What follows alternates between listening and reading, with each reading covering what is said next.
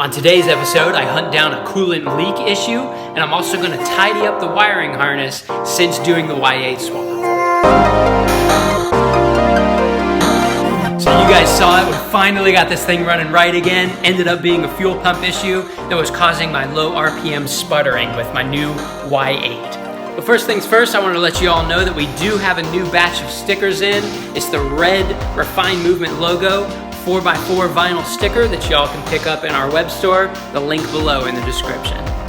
So I had turned the car on and I was just letting it warm up to operating temperature. You know, I'm still on jack stands, I wasn't going anywhere, but I just wanted to make sure the motor's running smooth and make sure I wasn't dreaming that it was working right again. As it pretty much was getting up to temp, normal operating temp, I started noticing some coolant dripping down and I was seeing a little bit of steam coming up out of the engine. So that's what I need to go ahead and hunt down. And I'm pretty sure it's back here. It's back by the thermostat. One of those connections hopefully is just going bad, or maybe wasn't tightened up all the way. We're gonna look. But then also with the wiring harness, you know, everything is working, everything is together as it should be, but there's just parts where, you know, I need to put it up against the firewall again. I can maybe run lines in a little bit better, a little bit smarter of a way than have them just dangling.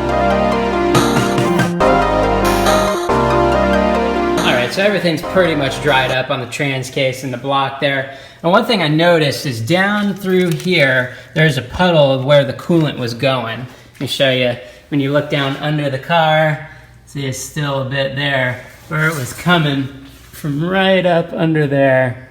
See a bit on the bottom of the trans. It looks like something is coming from around the thermostat area, one of those hose connections. So let's take a look. Now just upon like a quick inspection here, I don't know if you can see right back in here. You'll see right there, that hose back there doesn't look like it's quite connected up all the way there. So I'm gonna go ahead and loosen this guy up, move that hose up, and then we'll start with that. All right, so I just went ahead and took care of that. You can see back in there how I just slid that hose over more and tightened down that clamp. But while I actually did that, I saw some coolant come out from right under the bottom of the thermostat. Under the car, see drip again coming off the bottom of the trans, and then up in there. Okay, so I just got under the car and was trying to show you all a clip of where it's leaking at from under the thermostat, but you can't see nothing. It's too dark, and even with the light, you can't get up in there. But trust me, it's coming out the bottom of the thermostat, and you know, thinking back, I know we did not put another thermostat in this car yet. So maybe that's why. There's no gasket there. That has to be why. I've heard of people running no thermostat in these, but clearly that thing is not creating a good seal. So I want to go ahead and get a thermostat and then pop it on in.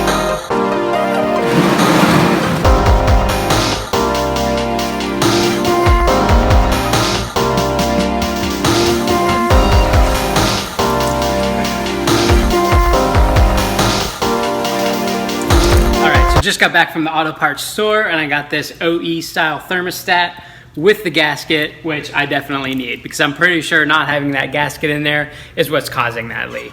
So I'm gonna go ahead and replace this. So I wanted to get something cool, you know, like the Mishimoto low temperature thermostat, but this OE style one is rated at 170 degrees. I know the Mishimoto one is 150, so this is close enough.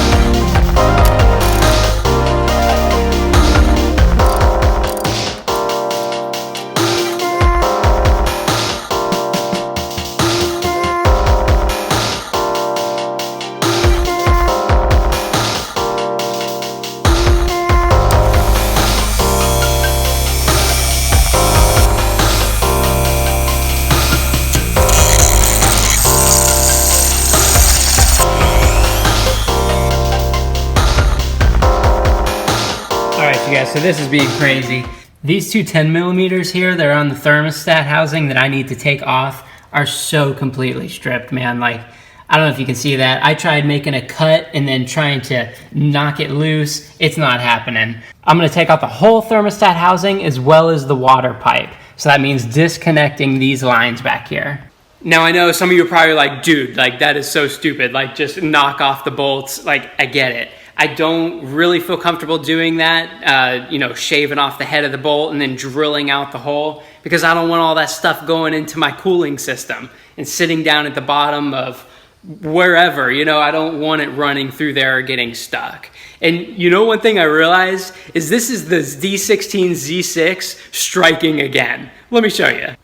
This thermostat housing and the water pipe is off of the old Z6. I remember us taking it off of here, man. Here's where the water pipe went, here's where it would be. This is the Y8 one that we got, and we decided not to use it, you know, the one that came with this long block. We decided not to use this because it had this piece right here that Dushan was unfamiliar with and that I didn't know where it was running. So instead of trying to block this off, we just decided to use this pipe right here. But, you know, unbeknownst to us at that time, the threads on that thing were super stripped. And of course, these ones are not. They look great. Oh boy.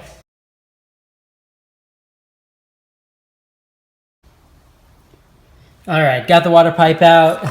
These bolts are so stripped, man. This thing is, look at how chewed that is. Like, it is not budging. I was even sitting down here using my vice grips on these things with perfect leverage, and it just was not budging. Okay, so here's what I'm gonna do. This is the old D16 Z6 one with the stripped threads. This is the water pipe that came off of it. And I know you can't really see in there well, but it actually looks really nice and clean inside. So I am gonna be using this pipe. However, I am gonna go with the D16 Y8 thermostat housing. I'm gonna go ahead and break these bolts free right now so that I can make sure they come off nice and clean. I'm gonna clean these guys up right here, and I am gonna go ahead and run this. This piece right here I found out is an air assist solenoid, and I did take this out to make sure that there's no way that water's gonna come up through here or out of here. There is like a little sensor down in here, but essentially it opens a valve in here that lets air through. And that had something to do with an OBD2 system that was for like warming the car up differently. Like, I don't know, I'm not too familiar with it, but there is no coolant that is gonna come up and out of here. This is tightly locked back down in there, so I'm confident that that's gonna be fine. I'm just gonna go ahead and connect these two up to this water pipe, this housing, and then we're gonna put it back on in. All right, now that's what I'm talking about. These bolts came off so easy, goodness. So I just cleaned this up just a little bit on the inside, looking good. Not much of that crud is coming off. I could work at it more, but it's not that important. This guy right here, took out the old thermostat. It looks fine, you know, but just been there for a minute. There is the brand new thermostat, OE style. And then I'm gonna pop that guy on in. So at the top of the thermostat housing here, we have this little dimple with these other two little dimples, I guess. And then you'll see the same on the back of the thermostat here. So I just went ahead and put a little bit of coolant going around. And then you see how those are lined up at the top, both of them. You just book right in like that. All right, now that is a good seal.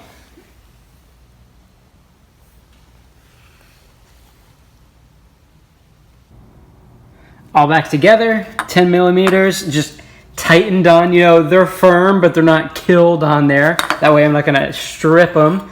And then, yeah, everything just ready to go. These water pipe O-rings look very nice. So I just went ahead and connected that up here, and now ready to go in the bay.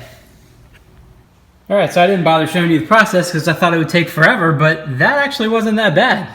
Pieces in there, let me show you underneath.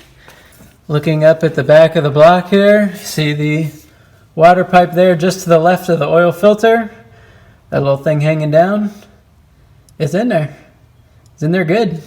So I'm just gonna go ahead and fill the system back up with coolant, hook up all the lines, of course. That was simpler than I thought. And yes, it was the hard way to do it. You know, maybe some of you would have just lopped off the front of the nut there, the bolt that was stripped, and then pulled it out that way. I just didn't feel comfortable doing that. This is what I felt comfortable doing, so I did it, and it really wasn't that bad, man.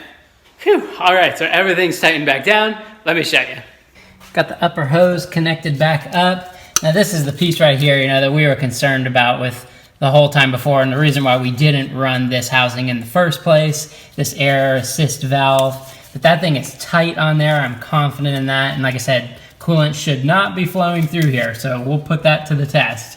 But so the heater hose hooked back up, the little U-shaped hose going to the intake manifold, and then there's another hose right back in there that's going up to the idle air control valve back there. Next, what I'm going to be doing is I think take this opportunity while all the coolant is out. I'm going to take this factory piece off that was on the Y8s here. I'm going to go ahead and replace it with this one with the bleeder valve. Just makes it easier to go ahead and make sure that you have no air in your system.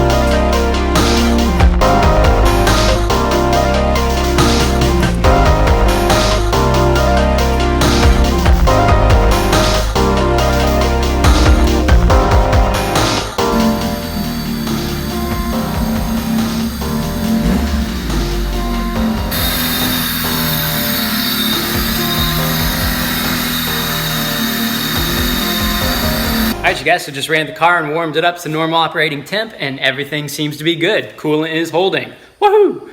So thermostat was definitely it. The gasket just wasn't there to begin with. You know, I've heard of people not running them, but this just wasn't closed up tight enough, apparently. And using the gasket, the thermostat itself is something that I want to do. So it's in there, everything's staying in, very good. Obviously, this is a part 1, as it says in the description. So part 2 will be coming out where we're gonna tackle this wiring harness where everything is just kind of in there right now. It all works, but there's some connections that I want to solder up and all that. So stay tuned for next week for that. Thanks for watching. Talk to you in the comments.